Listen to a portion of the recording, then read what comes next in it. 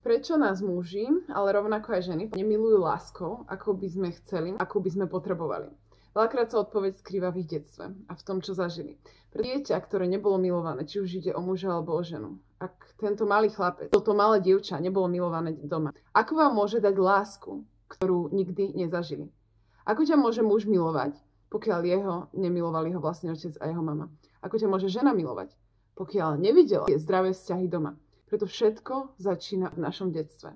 Ale ako náhle zistíme, v čom je problém, ako náhle si my sami uvedomíme, čo sme možno nemali dobre komunikované v našom detstve a snažíme sa to zmeniť, naučíme milovať našich partnerov tak, ako to potrebujú. Pretože nedokážeme dať lásku, ktorú sme nikdy nedostali, ale môžeme sa tejto láske naučiť. Sa nesnaž vydolovať od niekoho lásku, ktorú v sebe nemá.